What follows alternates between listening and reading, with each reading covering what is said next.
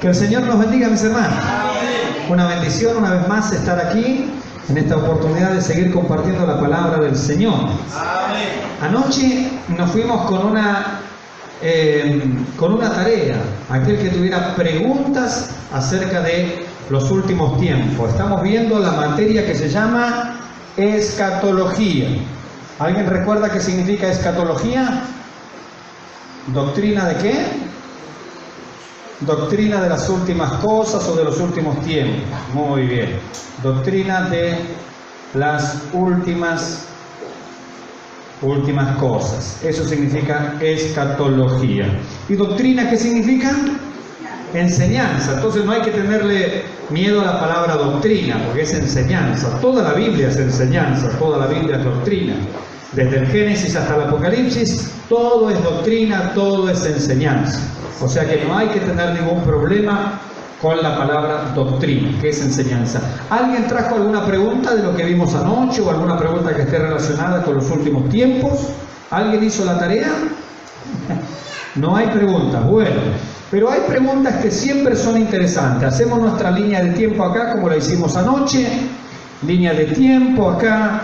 Hubo un momento en la historia que vino la cruz del Calvario, allí fuimos salvos. Un tiempito después vino lo que se llamó el descenso del Espíritu Santo, o sea, hacemos una especie de llamitas acá, que fue el Pentecostés. ¿Quién nació en el Pentecostés? La iglesia, muy bien. Entonces, ¿la iglesia existía en el Antiguo Testamento? No, la iglesia no existía en el Antiguo Testamento, la iglesia nació en el Pentecostés. Han pasado los años, han pasado el tiempo y estamos acá en el año 2019. No sabemos si en este año, si el año que viene, no sabemos. Sabemos que está pronto, está cercana la venida del Señor, pero va a llegar un momento en que la iglesia es llevada hacia el cielo, ¿verdad? Y a ese evento, ¿cómo se le llama? Rapto. ¿La palabra rapto figura en la Biblia? No. Pero figura su equivalente, un sinónimo, la palabra arrebatamiento, en griego arpazo, traducido al latín rapio, traducido al castellano rapto. ¿La palabra Trinidad está en la Biblia? No, pero la Trinidad es cierta, es verdadera, es un concepto. La palabra rapto no está en la Biblia, así como rapto, pero también la doctrina es verdadera, es cierta, es un concepto, ¿sí? Bien. Eso fueron para despejar alguna duda de los que niegan el rapto. Entonces, tenemos argumentos para refutar o para contestar ese tipo de posturas.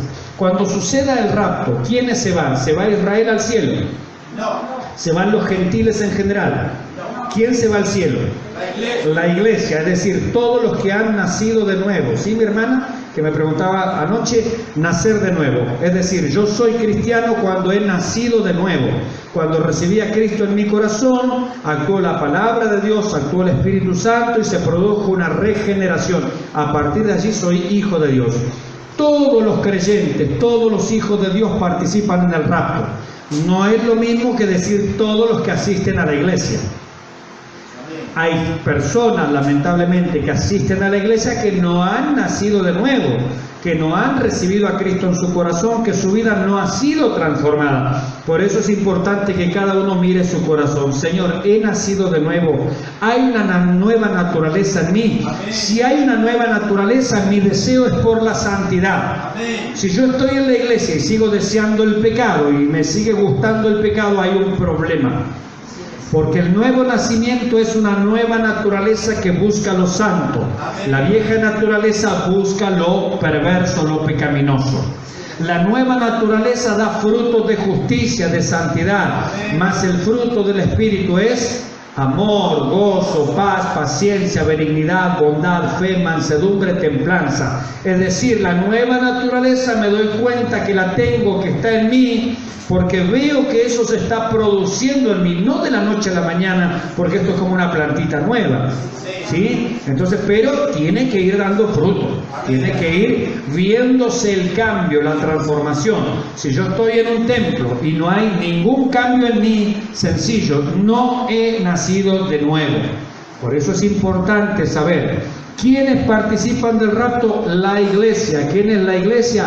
todos los nacidos de nuevo, todos los que escucharon la convocatoria y se convocaron, todos los que fueron llamados pero están aquí como escogidos. ¿Se acuerdan anoche la pregunta esa?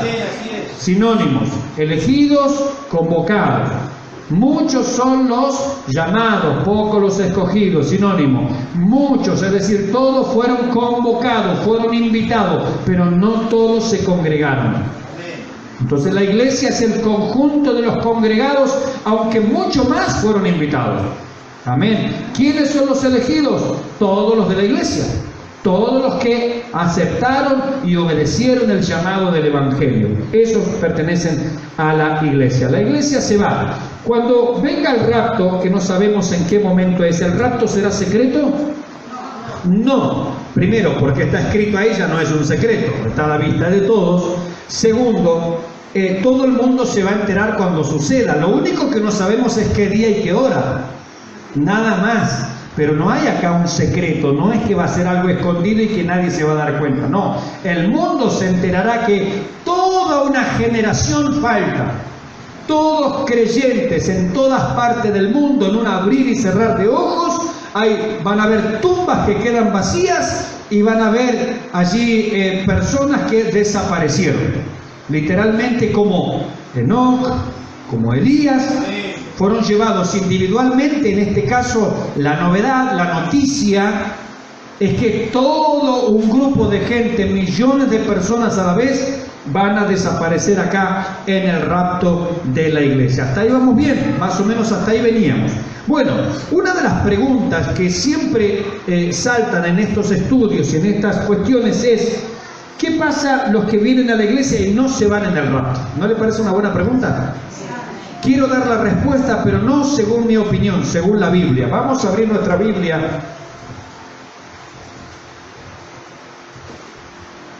en 2 de Tesalonicenses capítulo 2, versículo 10. 2 de Tesalonicenses, ¿quién me lo lee, por favor? 2 de Tesalonicenses 2:10. Recuerde que si hay preguntas usted puede hacerla, levanta la mano, nos detenemos, volvemos para atrás, avanzamos como usted guste.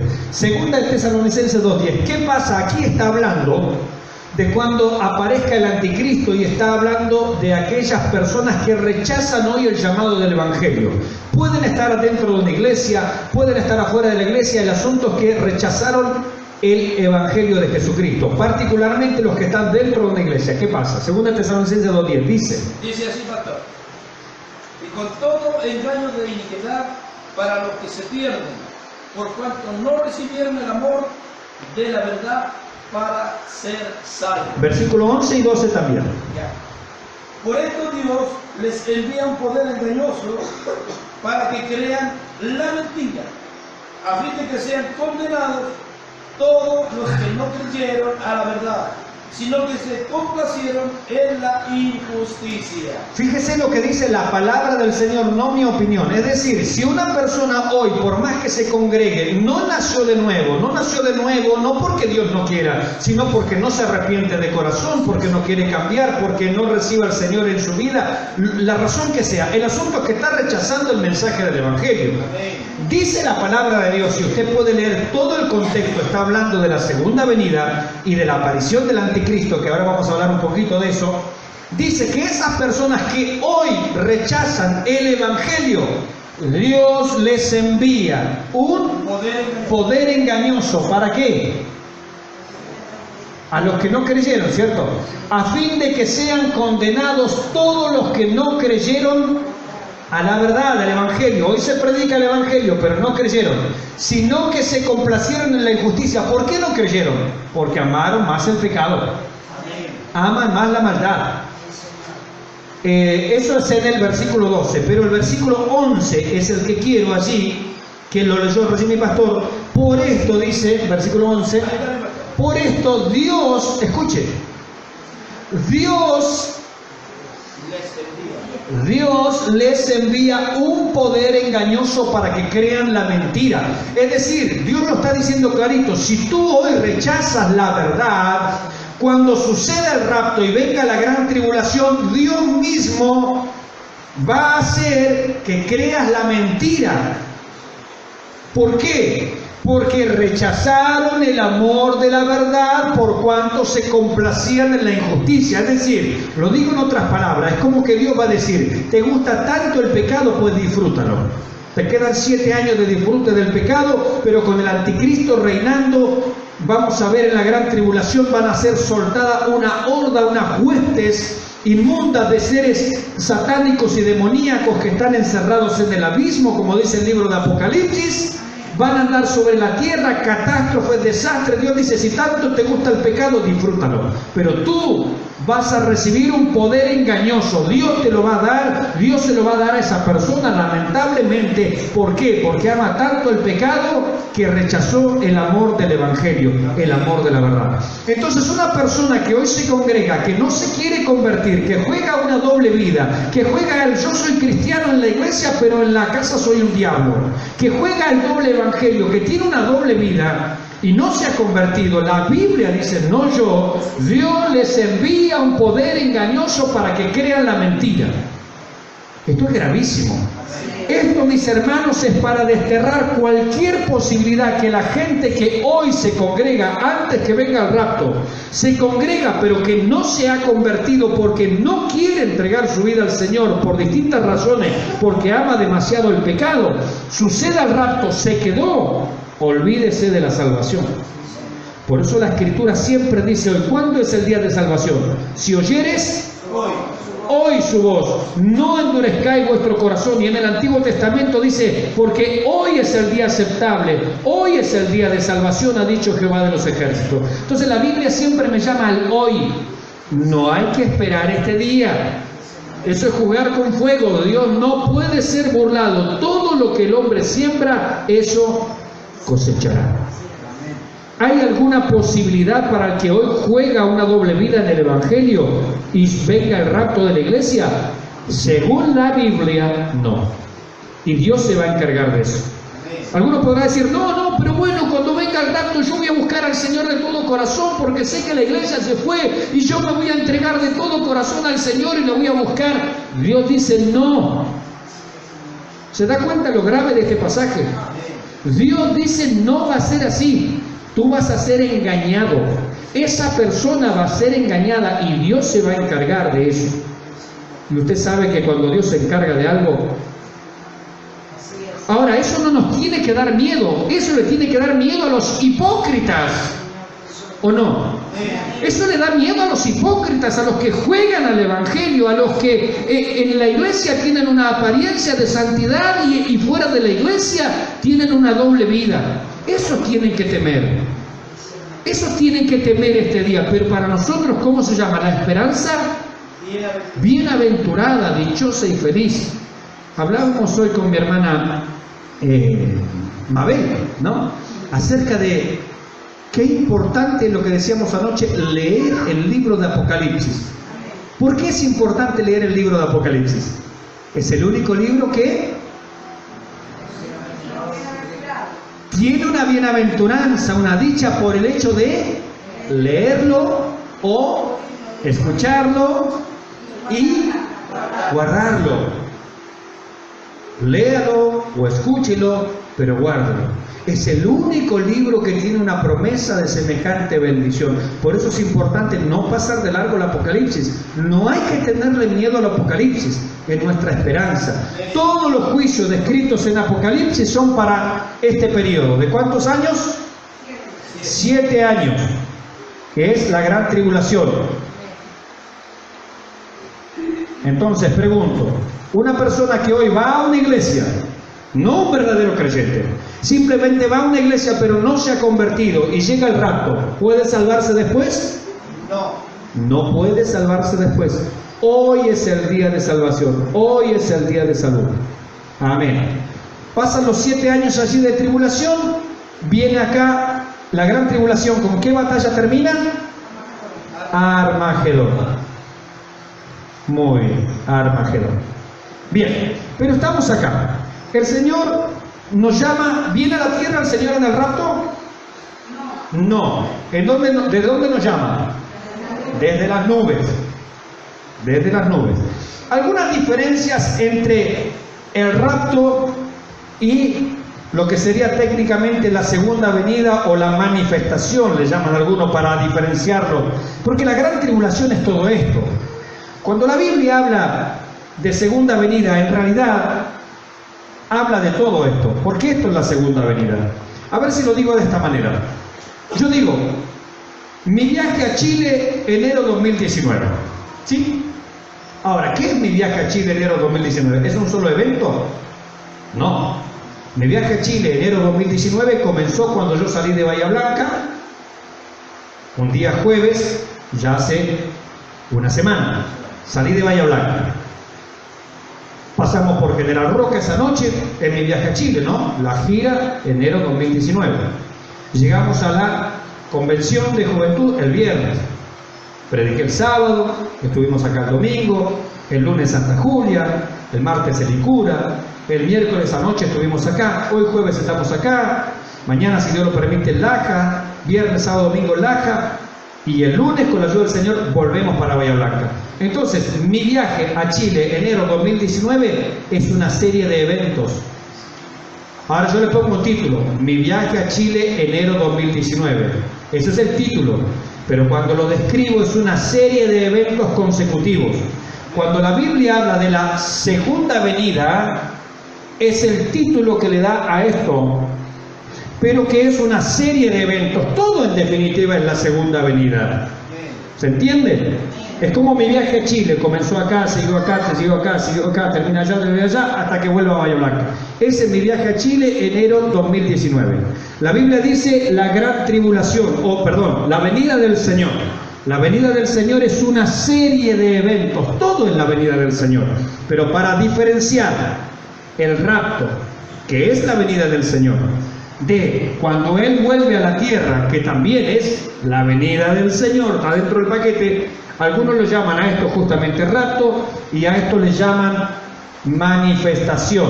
Es decir, cuando Él se dé a conocer a todo el mundo, o su aparición, ¿sí? O cuando Él venga en gloria. Dice, cuando venga el Hijo del Hombre con gran poder y gran gloria, serán reunidas delante de Él, ¿cuántas naciones? Todas las naciones, eso va a ser acá. Por eso es la manifestación, cuando Él se da a conocer claramente. Acá solo la iglesia le ve. Acá todo ojo le verá. ¿Se dan cuenta la diferencia? Entonces, ¿alguna diferencia entre el rapto y allá el final, la manifestación? El rapto solo le ven los creyentes, solo la iglesia. Allá en la manifestación todo ojo le verá. Es distinto, ¿se da cuenta? En el rapto será sin advertencia. No hay advertencia para el rapto. La manifestación sabemos que es 7 años exactamente después del rapto. O sea que tenemos, si una persona en aquellos días contara hace cuánto que desaparecieron los creyentes, 7 años después se produce la manifestación. O sea, tiene una fecha certera. Cuenta 7 años de acá para allá y va a dar el número justo. En el rapto, el Señor viene hasta las nubes a recibir a los santos. Allá al final, Él bajará hasta la tierra con los santos que se llevó acá. Entonces, acá viene por los santos, es decir, por la iglesia. Y acá viene con la iglesia. ¿Se da cuenta la diferencia? Acá viene por la iglesia y acá baja con la iglesia. A la batalla de Armagedón, y también los santos ángeles escogidos, dice la palabra del Señor. Entonces, hay diferencias en la Biblia. Entonces, cuando yo me voy encontrando en la Biblia distintas informaciones, tengo que saber ubicarla. ¿Es acá o es allá? ¿Es acá o es allá? Por eso las Biblias de estudio y algunos manuales nos ayudan a ir clarificando todas estas situaciones, ¿no? Bien, si hay preguntas las vamos haciendo, si no yo voy avanzando, ¿sí? Bien, anoche quedamos en la parte de acá. ¿A qué sube la iglesia? ¿Qué va a encontrarse primero la iglesia acá arriba? El tribunal de Cristo. Tribunal de Cristo. Pregunta, lo dijimos anoche. En el tribunal de Cristo se va a analizar si soy salvo o no soy salvo. ¿Está bien? No. ¿Qué se va a juzgar? Las obras del creyente. Muy bien. Vamos a ver, por ejemplo, algunos. Primero de Corintios capítulo 4, versículos 1 al 5. A ver si nuestra hermana lo encuentra rapidito así. Primero de Corintios 4, versículos 1 al 5. A ver si estamos así.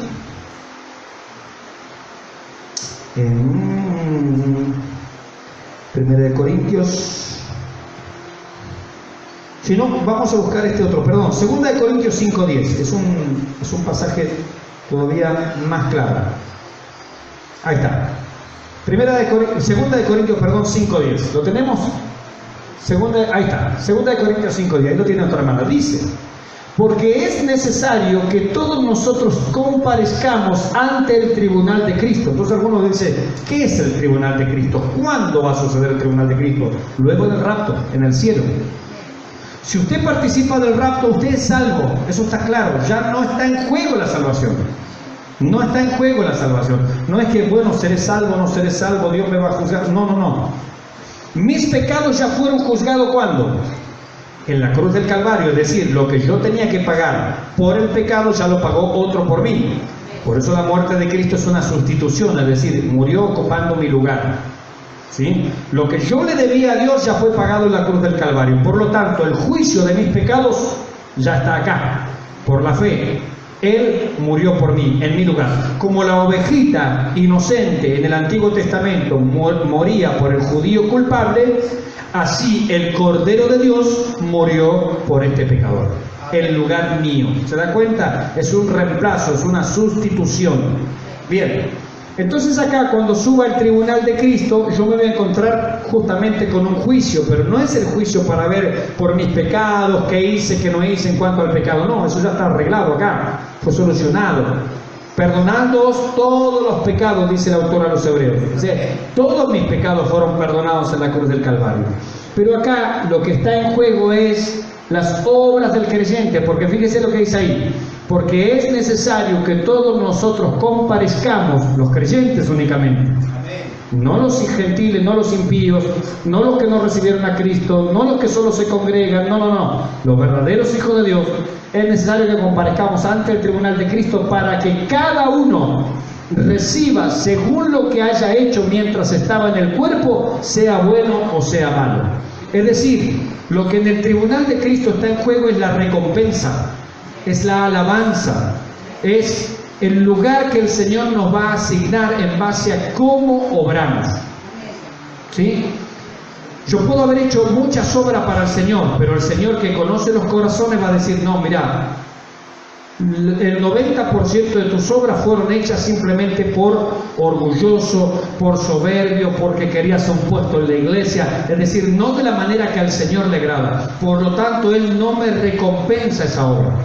Fíjense qué dice Apocalipsis 22:12. He aquí yo vengo pronto y mi galardón conmigo para recompensar a cada uno según sea su obra. Así que no nos preocupemos cuando el pastor o la iglesia por ahí no ha sabido reconocer nuestro trabajo, porque somos falibles, ¿verdad? No se puede ser justo con todos. Pero recuerde que hay uno justo, que hay uno que recompensa cabalmente. Entonces la iglesia sube allí, tribunal de Cristo, y en base a las obras que haya hecho, no a la cantidad, sino a la calidad. A la calidad, eso es lo que se juzga allí. Va a recibir lo que usted ha leído muchas veces en la Biblia, las coronas. ¿Se acuerdan las coronas? La corona de justicia, la corona de la vida, la corona de esto, la corona, 7 coronas nombra la Escritura. Bueno, allí son las recompensas. Y si todas mis obras, aunque yo fui salvo, todas mis obras fueron hechas así de mala gana o que al Señor no le agradaron, yo sigo siendo salvo, pero no tengo ninguna recompensa que exhibir. ¿Dónde lo dice eso? Lo leímos anoche, Primera de Corintios, capítulo 3, versículo 10 en adelante, ¿sí? La obra de cada uno será probada así como por fuego. Mi hermano, allá una pregunta. ¿A qué se refiere cuando los mexicanos queman Se corona delante del Señor? refiere exactamente a este tiempo. Ese pasaje está en Apocalipsis capítulo del 4 en adelante. 4 y 5 nos habla de la adoración celestial, ¿cierto? Apocalipsis. Capítulo 1 nos describe a Jesucristo glorificado. El capítulo 2 y el capítulo 3 son los mensajes a las 7 iglesias. Mensaje a Éfeso, a Sardis, Filadelfia, etcétera, etcétera. El capítulo 4 comienza con: oí una voz del cielo que me decía, sube acá. Ese es el rapto de la iglesia. Note este detalle importante, ya que salió la pregunta. Ahora respondo. Tenga ahí la pregunta, recuerda la pregunta, no la pierda, porque el que pierde las cosas soy yo, no los hermanos. Apocalipsis es bien sencillo de dividirlo. Apocalipsis se divide en 3 partes, no porque yo lo divida así. El libro mismo dice que se divide en 3 partes. 1. El Señor le dice a Juan: las cosas que has visto, es decir, Cristo en gloria, el Cristo glorificado. 2, las cosas, acá me faltó cosas, ¿sí? La palabra cosas. Las cosas que son, es decir, el periodo de la iglesia o dispensación de la iglesia. El periodo de la iglesia. Por eso viene mensaje a Éfeso, mensaje a Filadelfia, Sardes, a Laodicea, todas las iglesias. Y 3, esto lo dice en el capítulo 1, allí en versículos 4, 5, ya está, el libro mismo dice cómo se divide, o sea que es re fácil, el Señor me la hizo fácil, porque Apocalipsis, ¿qué significa? Revelación, es decir, no es un mensaje en código ni en secreto. El mismo libro dice, esta es una revelación, es decir, te lo estoy dando clarito, a través de figuras y símbolos, pero te lo estoy diciendo claro, lisa y llanamente. Te lo estoy dando por cuadros. Mira los cuadros, presta atención a los cuadros. Yo te digo cómo se divide el libro. El mismo Apocalipsis lo dice. 3, las cosas que serán después de estas. Es decir, futuro luego de la iglesia, o gran tribulación, como usted le quiera llamar. Gran tribulación. Entonces, el libro describe eso. Ahora, en Apocalipsis, en el capítulo 1, me presenta las cosas que has visto, es decir, el Cristo glorificado. Me di vuelta para ver la voz del que hablaba conmigo y vi uno semejante al Hijo del Hombre que hay como muerto a sus pies. Me mostró allí, su rostro resplandecía como... Esas son las cosas que has visto. Es decir, ¿dónde está Cristo ahora? Sentado en la gloria. Es el Cristo glorioso, ya no es como aquel carpintero de Nazaret. No. Es un Cristo glorioso que Juan, un hombre tremendo de Dios, cayó como muerto a sus plantas. Así está Jesucristo ahora en este momento, sentado a la diestra del Padre, intercediendo por la iglesia. Esas son las cosas que ha visto. 2, las cosas que son, capítulos 2 y capítulo 3, mensaje a las 7 iglesias, las cosas que son ahora, la iglesia. Y las cosas, 3, que serán después de estas.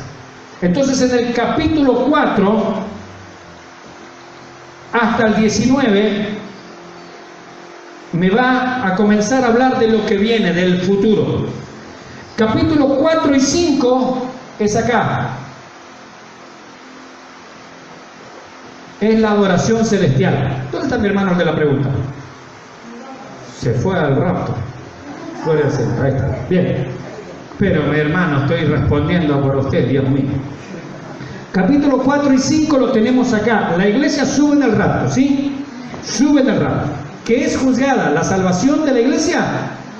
No, las obras del creyente, lo que hicieron mientras estaban en el cuerpo.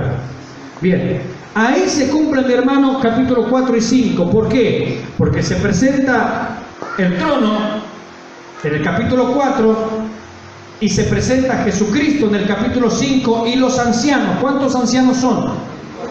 24 ancianos.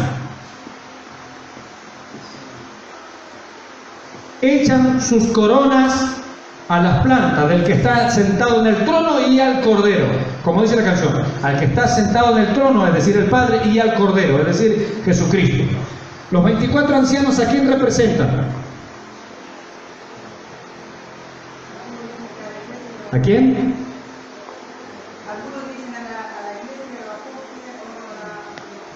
Bueno, los apóstoles son los representantes de la iglesia. De Israel. No tienen acá. Eso hay que desterrarlo. Claro, pero eso hay que desterrarlo. Porque acá, ¿quién se va en el rapto? La iglesia. Es decir, ¿quién está acá? La iglesia. ¿Israel dónde va a estar? Acá. Israel y las naciones que no han recibido el Evangelio son las que pasan por la gran tribulación, no la iglesia. Si la iglesia se fue, ¿la iglesia pasa por la gran tribulación? No. Entonces, ¿quién pasa por la gran tribulación? Israel y todas las naciones que no han recibido el Evangelio. Entonces, la pregunta que siempre me hacen: ¿y qué pasa con aquella gente que todavía no ha recibido el Evangelio? Si están vivas para este momento, pasará la gran tribulación. Esa es la respuesta. Capítulo 4 y capítulo 5 acá. Los 24 ancianos representan a la iglesia. Acá no tiene nada que ver Israel. ¿Y por qué 24? ¿Cuántos apóstoles había? 12. ¿Solamente eso? ¿Y Pablo? Ya sonamos, son 13. Y entonces no nos da el número. Los 12 son los originales, los que Jesucristo eligió en su ministerio, ¿sí? Los que anduvieron con él. Eligió a Mateo, a Juan, a Pedro, etcétera, etcétera, hasta llegar al número de 12. Cuando Judas se ahorcó, eligieron a Matías y tenemos de nuevo el grupo de los 12. Pero después la Biblia, no yo, la Biblia dice que Pablo era apóstol, ¿sí o no? La Biblia, no yo, dice que Bernabé era apóstol, no yo. Acompáñame a este texto. Primera de Corintios.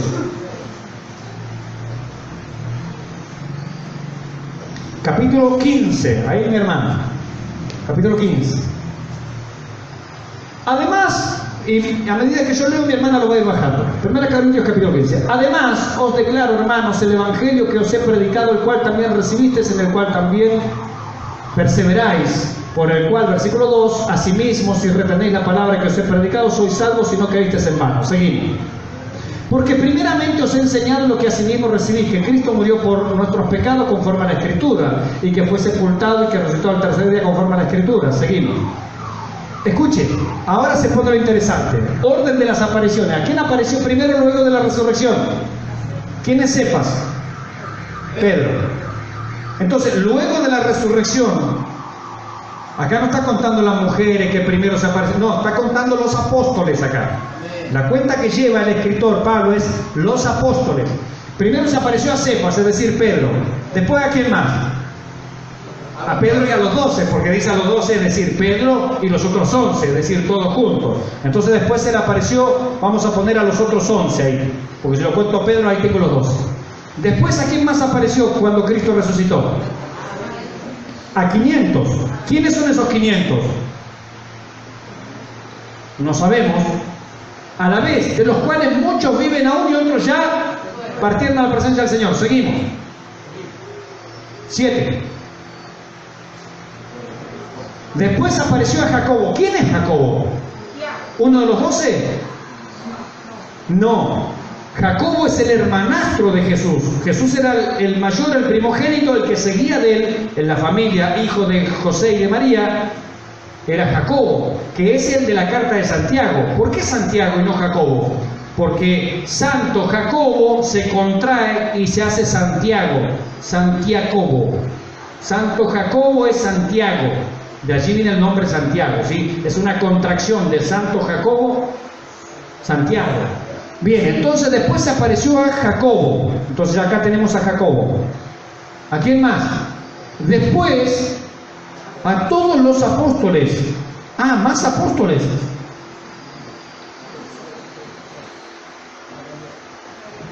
¿Cuántos? No sabemos, lo dice ahí.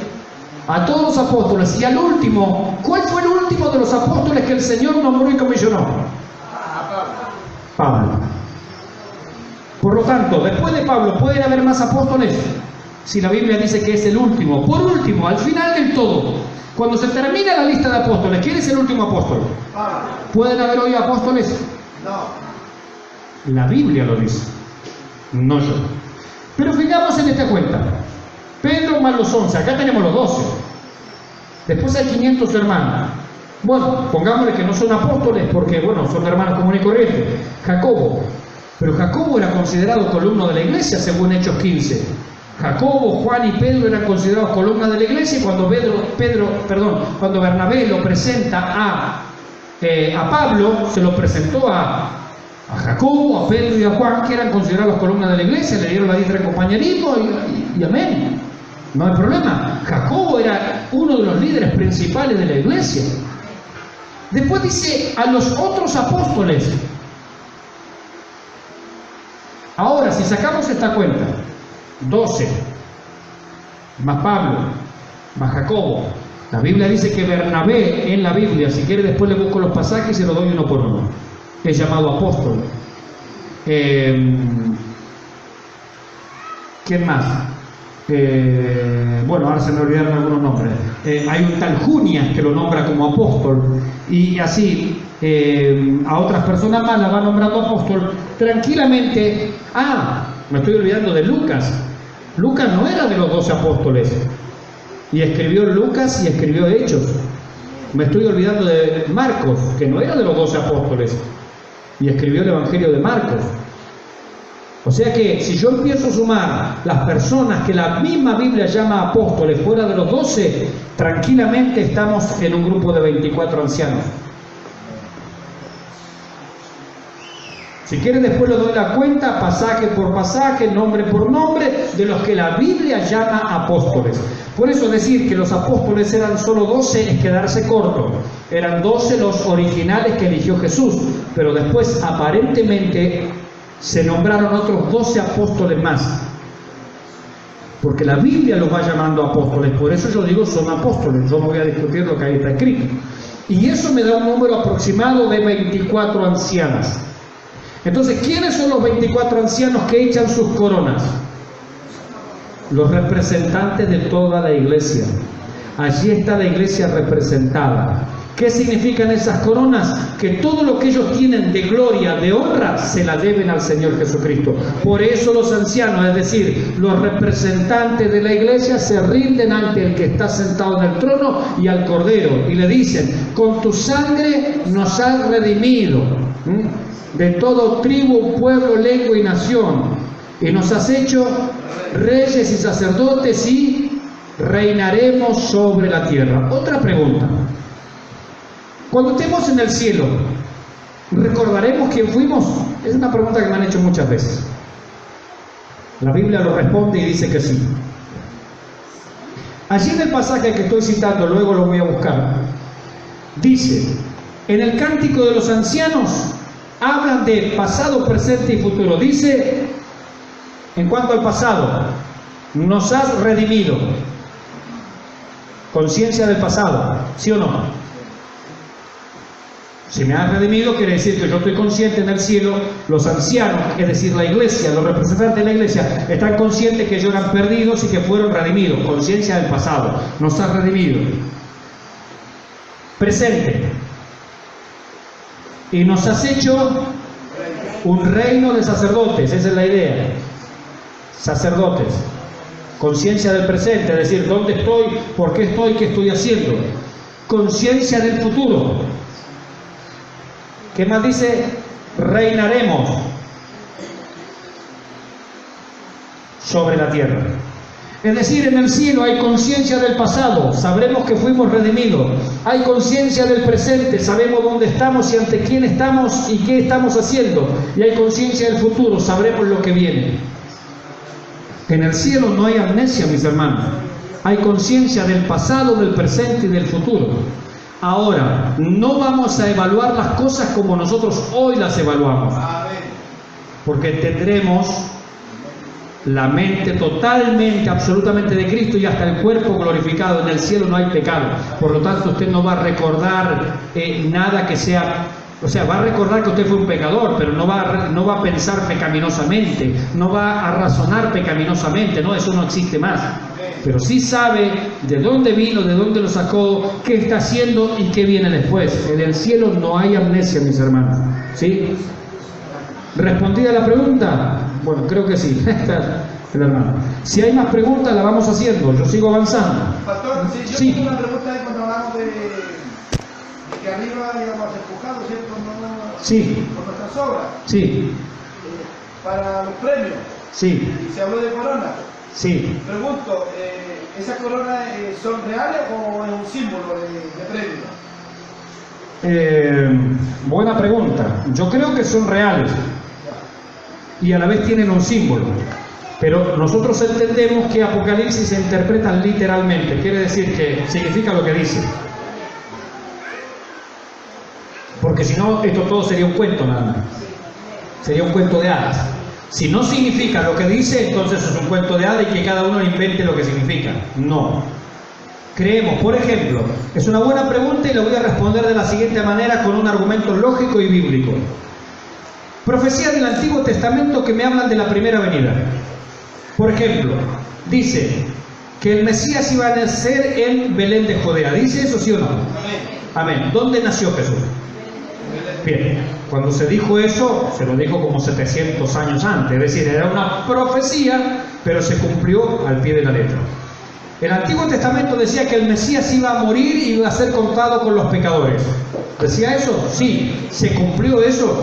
Tal cual. Y podríamos seguir enumerando un montón de cosas así. Es decir, todas las profecías del Antiguo Testamento que hablaban de la primera venida se cumplieron tal cual.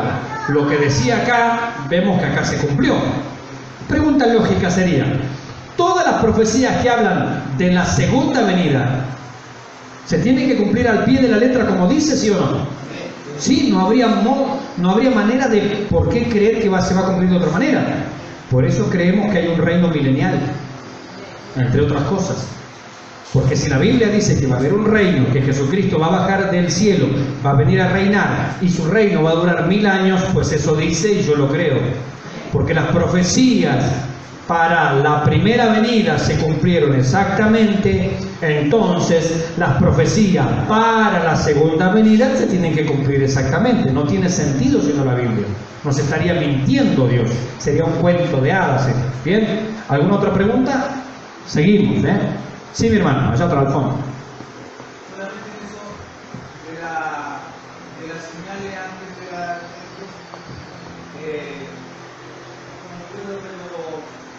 esto de las señales de los eclipses, todo eso que ahora ocurrieron, Sí. ¿son señales antes reales o solamente en algún lugar de los casos? No, son señales reales y eso se va a ir incrementando cada vez más.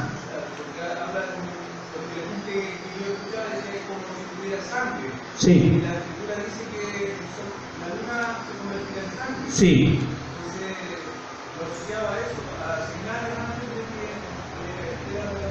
de que Las señales ya comienzan, yo le diría, desde acá, pero acá se van incrementando.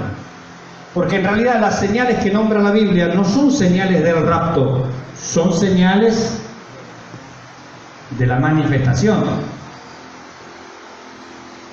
Cuando la Biblia habla de las señales de la venida del Hijo del Hombre, está hablando de esto, no está hablando del rapto. Ahora, hoy tenemos señales, sí, pero no son las señales que me indican, bueno, ya el Señor viene. Antes que Él venga tiene que estar primero el rapto, y el rapto no tiene señal. El rapto, no hay una señal para el rapto. Anoche decíamos, hay predicaciones o hay mensajes en internet pseudo cristianos que dicen, el Señor avisará media hora antes del rapto. No sé de dónde lo sacaron, del libro de Mormón, pero de la Biblia no lo sacaron.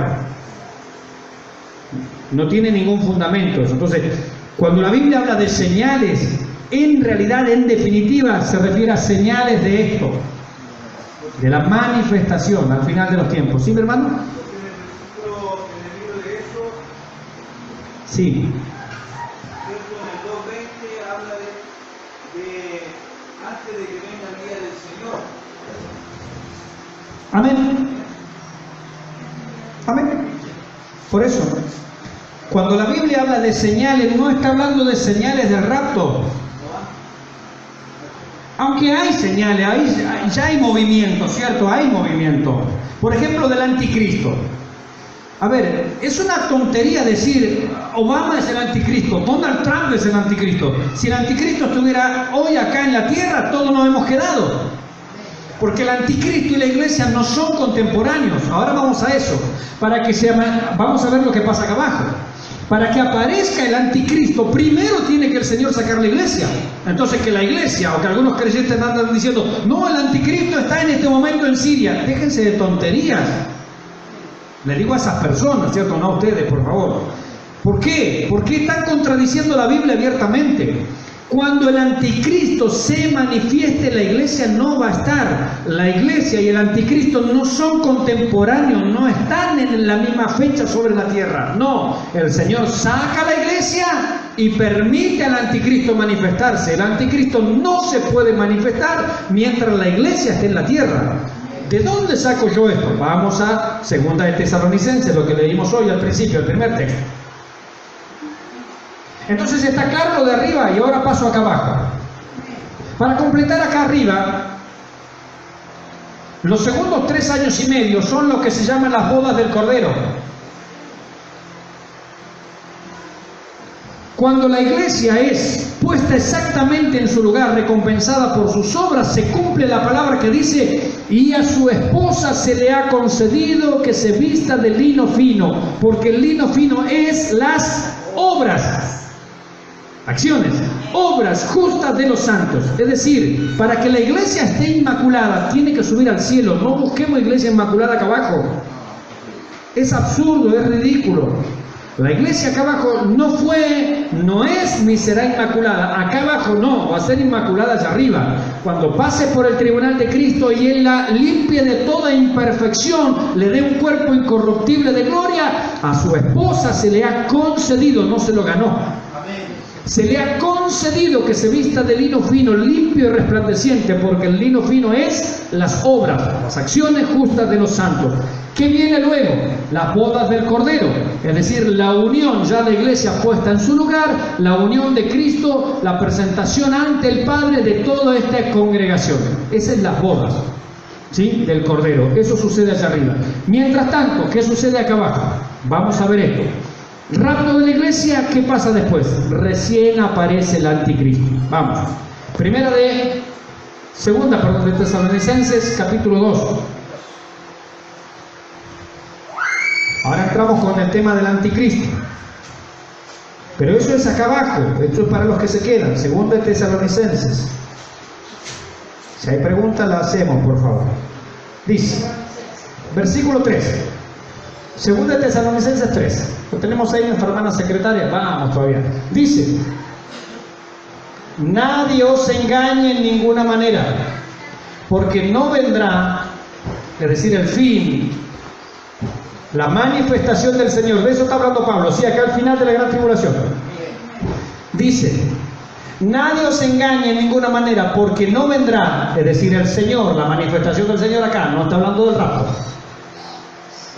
sin que antes venga la apostasía y se manifieste el hombre de pecado, el hijo de perdición, el cual se opone y se levanta contra todo lo que se llama Dios o es objeto de culto, tanto que se siembra, escuche qué dato importante, en el templo de Dios como Dios, haciéndose pasar por Dios. Paramos ahí, ahora seguimos leyendo. En Jerusalén, ¿hay templo en este momento? Es decir, que para que esta palabra se cumpla, el templo en Jerusalén tiene que construirlo primero. ¿Cómo el anticristo se va a sentar en el templo de Jerusalén haciéndose pasar como que él es el Mesías si no hay templo? Se tiene que construir el templo en Jerusalén. Seguimos leyendo. Versículo 5. Versículo 5. ¿No os acordáis que cuando yo estaba todavía con vosotros os decía esto? Y ahora vosotros sabéis, escuche, lo que lo detiene. Es decir, hay algo que al anticristo lo detiene. No puede avanzar, él quiere manifestarse, él quiere tomar el control mundial, el gobierno mundial, pero hay algo que lo detiene, a fin de que a su debido tiempo se manifieste. Es decir, el Señor tiene algo que lo detiene al anticristo.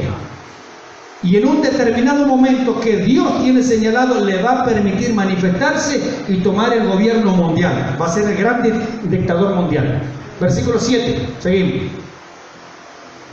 Porque ya está en acción, esto sí está en acción, el anticristo no, el misterio de la iniquidad. Solo que hay quien al presente lo detiene otra vez, hasta que él a su vez sea quitado de en medio. Y entonces se manifestará aquel inicuo a quien el Señor matará con el espíritu de su boca y destruirá con el resplandor de su venida. Paramos ahí. ¿Qué está diciendo?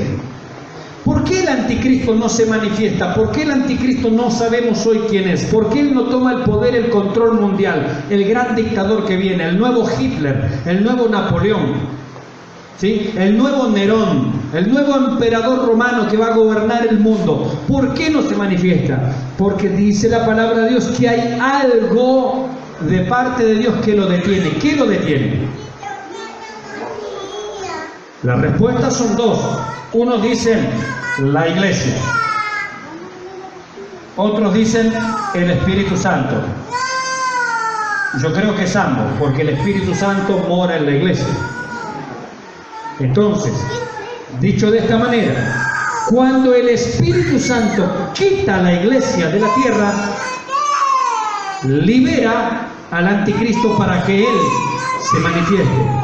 Libera al anticristo para que él tome el control mundial y comience lo que se llama justamente la gran tribulación o la tribulación.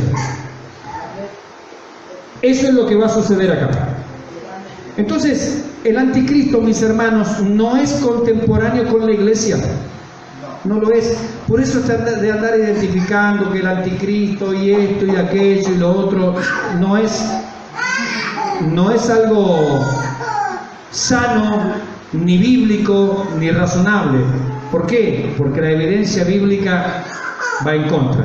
Ahora, lo que dice la Biblia en este pasaje, que sí está en acción, ¿qué es? ¿El anticristo? No. El misterio de iniquidad. Es decir, lo que hoy se está manifestando es el espíritu del anticristo, los preparativos para que él venga. Por eso la ideología de género. ¿Sabía usted, no sé si va a haber tiempo, pero sabía usted que, por ejemplo, dice la Biblia, no yo, que el anticristo, la persona, entre otras características, es homosexual? Dice la Biblia, el libro del profeta Daniel. Y no hará caso del amor de las mujeres, es decir, él no siente atractivo por las mujeres, a él le gustan los hombres. ¿Qué es lo que está gobernando hoy Europa? ¿Qué pensamiento? La ideología de género, la homosexualidad de hombres y de mujeres, ¿sí o no? Lo trajeron a América, lo trajeron a Chile, ¿sí o no? Lo trajeron a la Argentina. Y la Organización de las Naciones Unidas, la ONU, lo promueve. La ONU está promoviendo la homosexualidad. ¿Por qué? Ese es el espíritu del anticristo. Porque el anticristo es un homosexual, es un dictador férreo, agresivo, maligno, hijo del diablo, pero a la vez es homosexual. Porque eso contradice todo lo que Dios detesta. Todo lo que Dios ordena, él se opone. Por eso es anticristo.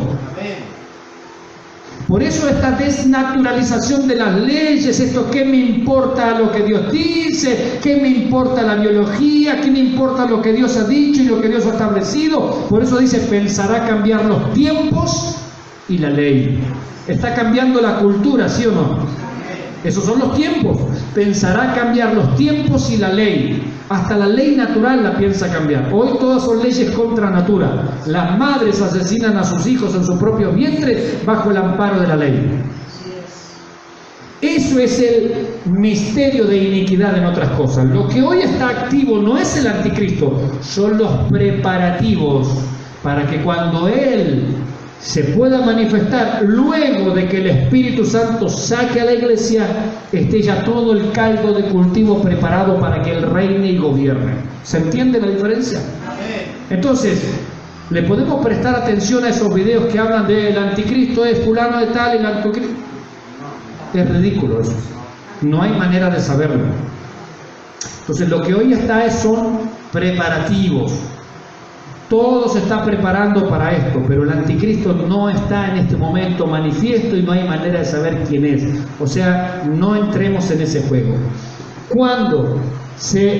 Entonces dice, lo que lo detiene, es decir, el Espíritu Santo quita a la iglesia y le permite al anticristo manifestarse. Ahora algunos dicen, el Espíritu Santo se va en el rapto. ¿Eso es verdad?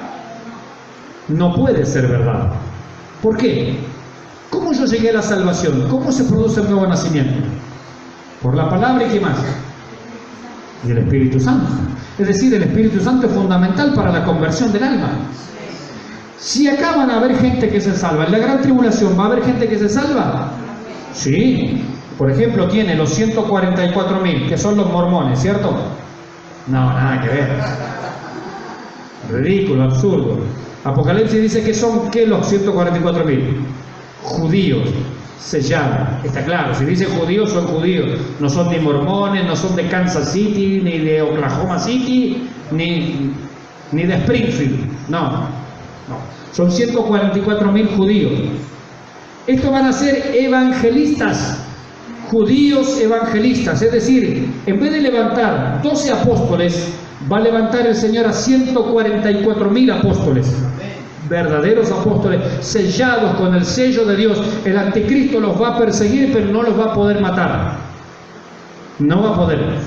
Son 144.000 judíos dedicados al evangelismo con el sello de Dios. Por eso no comienza la gran tribulación, Apocalipsis capítulo 6. ¿Cuándo comienza la gran tribulación según Apocalipsis? En el capítulo 6. Es decir, que la gran tribulación, según Apocalipsis, comienza en el capítulo 6. Y abrí el primer sello y vi a un jinete con un caballo blanco, ¿sí? Ahí está, primer sello. Ahí comienza la gran tribulación. Perdón, puse 4, el 6. Capítulo 6. En Apocalipsis, cuando usted va leyendo, la gran tribulación comienza en el capítulo 6. El capítulo 4 y el capítulo 5 es la adoración celestial. Son los preparativos. Ahí, en el 4, está la iglesia arriba, está el trono de Dios. En el 5 aparece el Cordero como inmolado y toda la creación rinde honor. Toma el libro y comienza a desatar su sello, y eso da inicio al capítulo 6. Y abrió el primer sello y salió un jinete, un caballo blanco. Ese es el anticristo. Porque en el capítulo 6 comienza la gran tribulación. ¿Dónde termina? En el capítulo 19. Donde aparece, fíjese, la gran tribulación comienza con un caballo ¿de qué color? La gran tribulación, ¿con qué termina? Entonces vi los cielos abiertos. ¿Y aquí un caballo? ¿Caballo blanco? Anticristo, el Rey de Reyes. Aquí el Señor matará con el espíritu, con el espíritu de su boca y el resplandor de su venida. Este es un farsante, por eso dijo la Biblia, al que se queda acá, ¿qué recibirá? Dios le enviará un poder engañoso para que crean en la mentira. La gran tribulación comienza con un conquistador en un caballo blanco. Se parece tanto a Cristo, pero es el anticristo. Porque después de él que viene pestes, hambres, matanzas, hedor, demonios sueltos, un desastre, cataclismo, juicios, es el anticristo. Pero cuando venga el verdadero Cristo, ¿qué viene después? El reino milenial de paz, de seguridad, de tranquilidad, donde ya no se ensayarán más para la guerra, donde el lobo comerá paja junto al cabrito, donde el león apacentará junto a la vaquita, donde un niño los pastoreará, no harán daño ni harán mal en todo mi santo monte, ha dicho Jehová de los ejércitos, porque la tierra será llena del conocimiento de la gloria del Señor, como las aguas cubren la mar. Cuando viene el anticristo, el resultado es desastre, gran tribulación. Cuando viene Cristo, el resultado es el reino milenial de paz y de seguridad. Gracias, Señor. Amén. ¿Se da cuenta la diferencia? La gran tribulación comienza con un caballo blanco, el anticristo, y termina con un caballo blanco. Este caballo blanco, ¿de dónde sube? Del mismo infierno, porque es el hijo del diablo. Aquel caballo blanco, ¿de dónde viene? Del cielo, porque es el hijo de Dios.